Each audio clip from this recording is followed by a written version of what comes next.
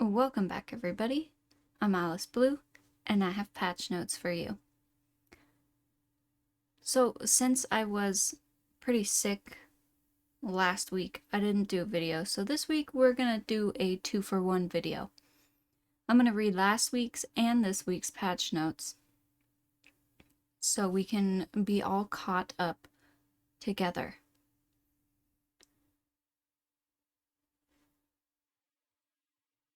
Okay, this was the patch notes for November 10th. What's new?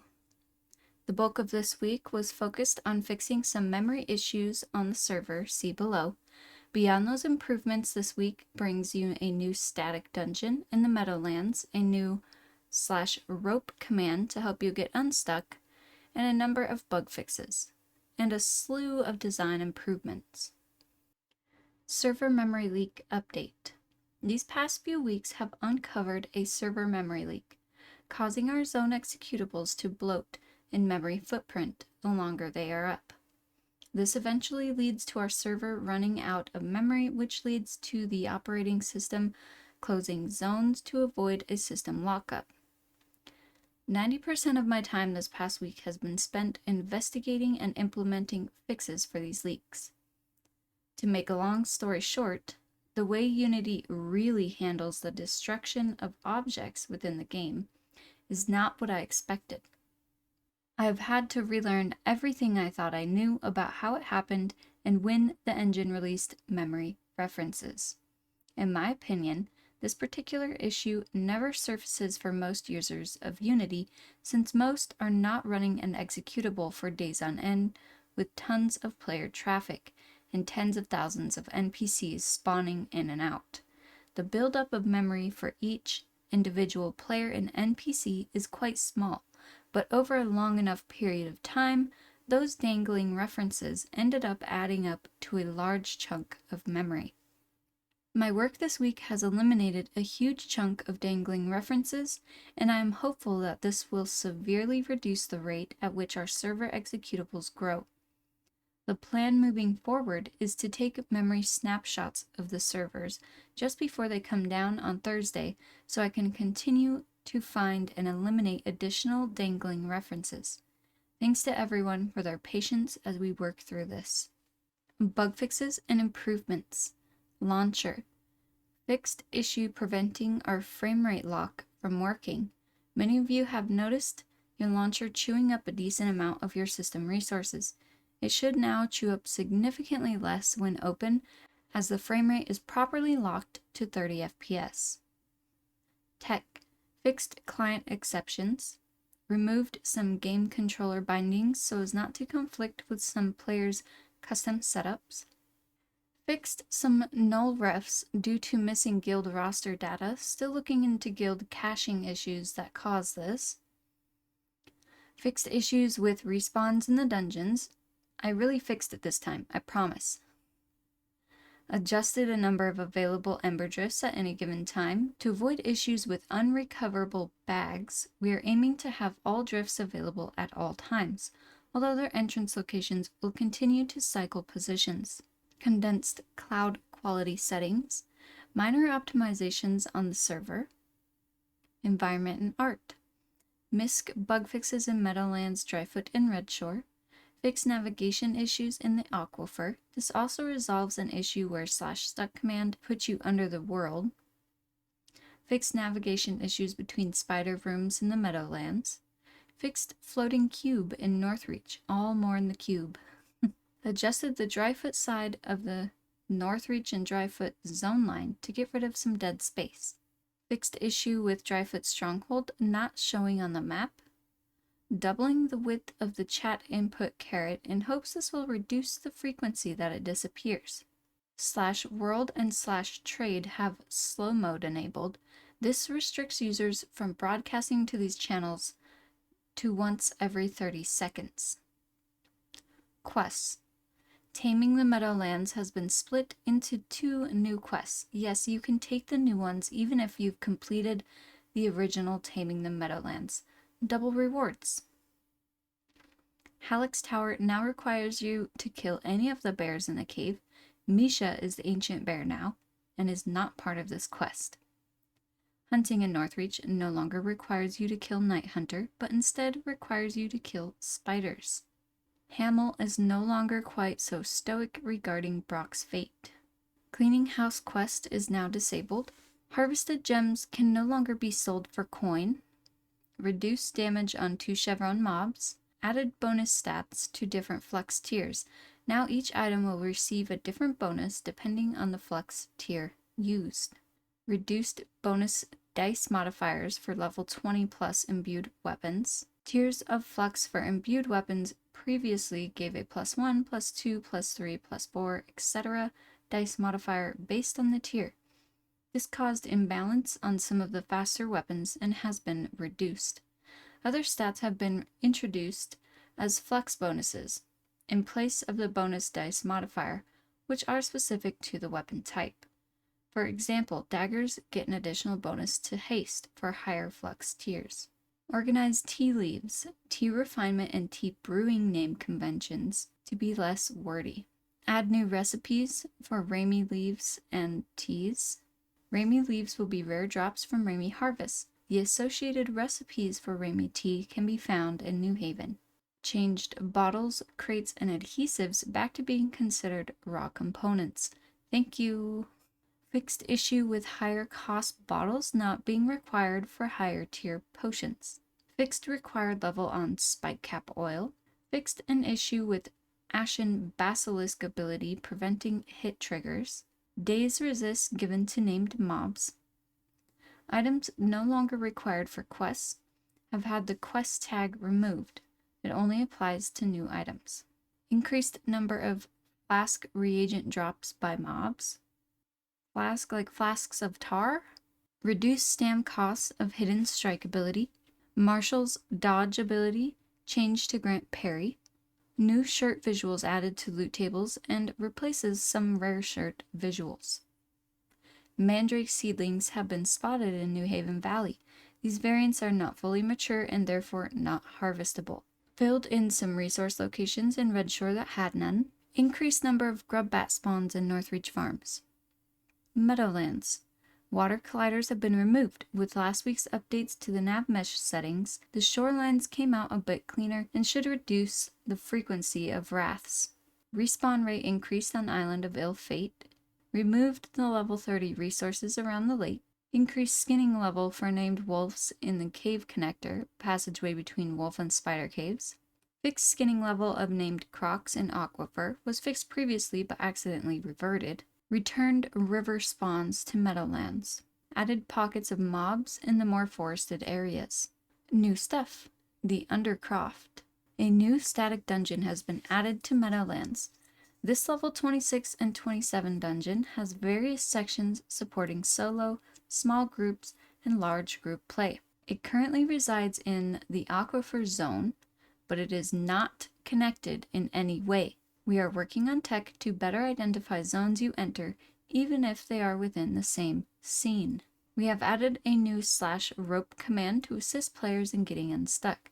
This command requires a defensive target to be within 3 meters of your character and remain there while the command executes.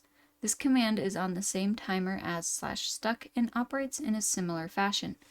We have in-depth logging when this command is used and will be monitoring for abuses so we can make potential adjustments. Works in progress. New creature. Art has been delivered and is awaiting tech and design. Redmanes are primarily solitary hunters, due to the fact that once they smell blood, they enter a feeding frenzy, and they will readily turn on their own to sate it. In this state, as they lick blood from their mouths, their coarse tongues tear at the soft tissue of their face and eyes, and they will keep licking until only bone remains. Though blinded by their hunger, they remain excellent hunters, thanks to their unparalleled hearing. Rumor has it that even though they've lost their eyes, once they smell prey, a faint shine can be seen in the depths of their bloody sockets. Look at these things. Look at that. Ooh, I can't wait to fight some of those. Item linking. Timeline 1 week. Item linking in chat is about 90% complete. We are still working through a few usability concerns and hope to have this in for next week. More Ashen, timeline 1 to 2 weeks. We have received Ashen textures for crocs, raccoons, rats, and wolves. These will be implemented shortly to expand on our Ashen variants. Repair costs, timeline 2 to 3 weeks. We are still looking into improving how repair costs are calculated and how to mitigate their repair costs at higher levels. New zones, timeline 2 to 3 weeks. We're still whittling away at new zones. This week we have brought you a new static dungeon to Meadowlands. We will next swing back around for some more static dungeons for Dryfoot and Redshore. Okay, and next one. Okay, so the next one that's this week, November 17th. What's new? This week's patch is a bit lighter than previous patches, but still includes a number of fixes. After last week's multi-patch fiasco on Thursday and Friday, we are adjusting our development schedule and putting a bit more focus on our internal builds. See below for details. Make sure to check out the work in progress section below for a quick rundown on upcoming zones you can look forward to in the coming weeks. Server memory leak update. Last week we deployed code to address our previously mentioned memory leak on the server. As many of you might have noticed, these changes resulted in some stability issues that took a day or two to work through. The end result is that all of the code previously written to address the leak has been commented out, meaning that the leak is back. Given that we went the whole weekend without a single server crash, I am forced to conclude that freeing this memory is causing random server deadlocks at the engine level. If this is indeed the case, then it's entirely outside of our control until I can reproduce it locally and send the bug to Unity, which leaves us with the only workable solution of increasing the amount of memory in our server. Memory has been ordered and should arrive within a few weeks. In the meantime, we will continue asking you to swap instances from time to time so that we can shut down the bloated executables. We appreciate your patience while we work through this, but we feel that swapping instances is a lot better than random crashes. Deployment schedule update. After last week's issues, we have decided to make some adjustments to our deployment schedule. For years, we have been deploying patches on Wednesdays, so it only seemed natural to deploy our live patches on Thursdays after our internal tests. However, if something goes wrong, as it did last week, that gives us very little time to correct it Thursday and Friday. Not to mention, it makes our week of content development a bit awkward. Thursday, Friday, Monday, Tuesday. After this week's patch, we will be moving our live deployments to Tuesday. This should allow us plenty of time to correct any issues and normalize our work week a bit. Due to this transition, there will be no patch next week, barring any game-breaking bugs. Thankfully, this coincides with the American holiday, Thanksgiving, where a good portion of the team will be taking some much-needed family time. Good. Please, you guys, get some family time, get some rest. Take care of yourselves. TLDR, live patches will be moved to Tuesdays. The next patch following this one will occur on November 29th, 2022. QA update. Within the next few weeks, we will be putting more time into our QA process to ensure that content delivered is better tested and less prone to errors. We are shifting gears slightly and aiming to let new content be present on QA for at least a week before it gets deployed to live. This means that it will take slightly longer to deliver content to live, but in the end we feel that this is the best move to ensure things are up to the quality you all deserve. In the near future, we hope to invite the community back to the QA server for testing once we get back into the groove of things. Bug fixes and improvements. Tech. Improved inventory validation on player initialization. We are now checking for items stacked on top of one another, invalid items, and items in a slot that do not exist. If you find an item is no longer where you expected it to be, check your lost and found in New Haven City. It's going to be in one of the banks in New Haven City. There's a box off in the corner. It's kind of easy to miss, but it's not hard to find if you're looking for it. Fixed an issue preventing NPCs in the water from knowing that they could indeed hit a player on the land. This should significantly reduce the occurrences of wrath and NPC avoids in Meadowlands while attacking an NPC in the water from the land. Fixed a visual issue causing the wrong weapons to show equipped. Fixed a rare issue that could cause our spawn controllers to get stuck in a loop, not spawning anything. Added a suffix to a number of multi-scene zones. For example, when you enter the Undercroft, it will now show as the Aquifer Undercroft. This should also be indicated on door tooltips as well. Environment and art. Removing remaining turnip heads from New Haven Valley. Fixed visual issue on Wolfsbane Graves. Fixed some holes in the aquifer walls. Fixed some navigation issues with NPCs near the island docks in Meadowlands. Miscellaneous bug fixes for New Haven Valley, Northreach, Dryfoot, Redshore, and Meadowlands Overland zones. Nav meshes for each of these have been rebaked. UI. Fixed an issue where another player's overhead nameplate, name/guild colors would occasionally be blue even if they are not a member of your group or guild.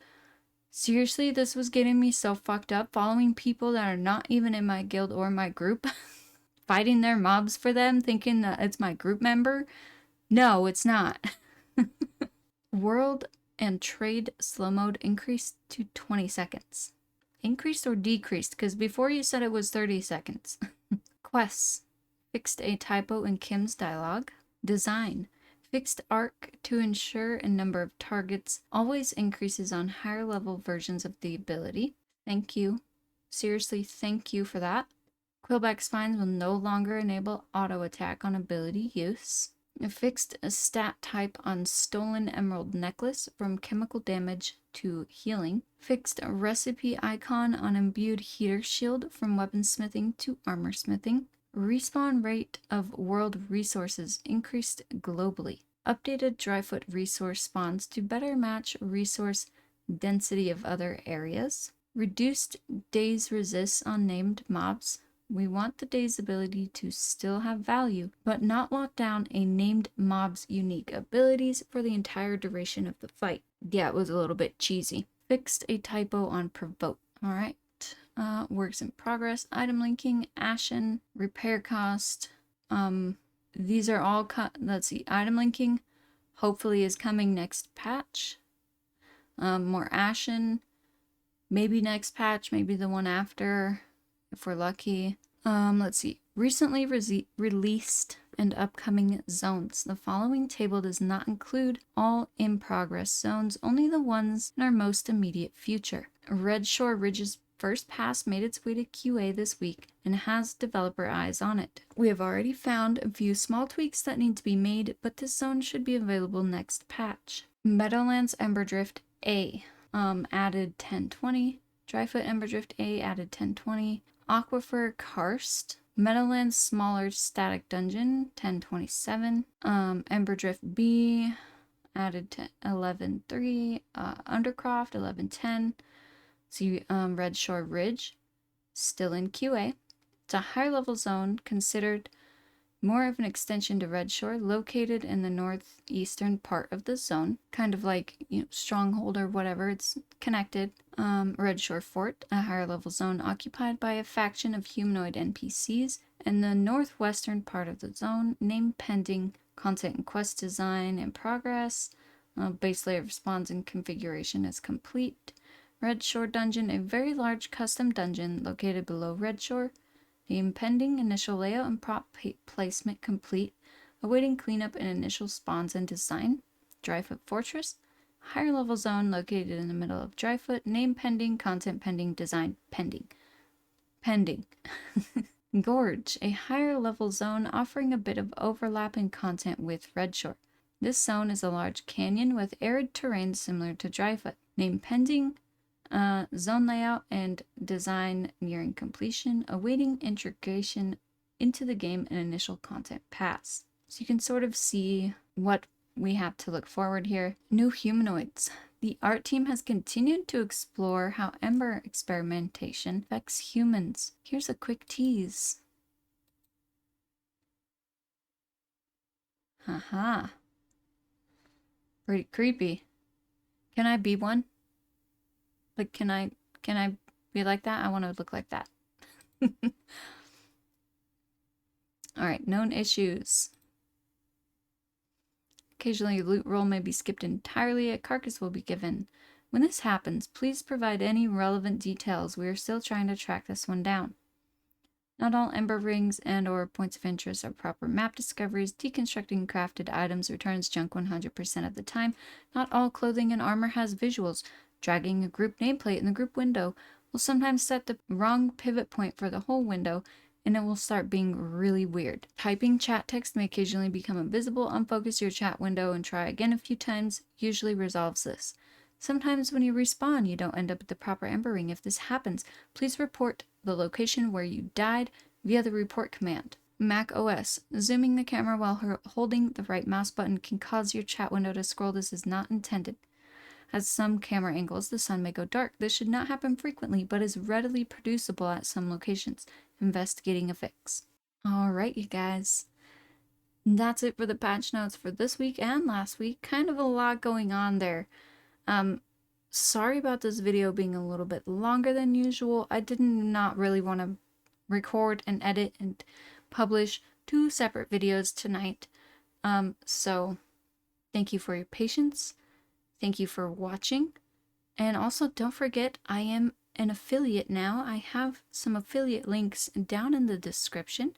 Would absolutely love it if you could check those out. Maybe you want to get embers for a friend or something, or you haven't actually bought the game yet, but you're here watching these videos for some reason. Thank you so much, you guys. I love you. Catch you next week. And in game.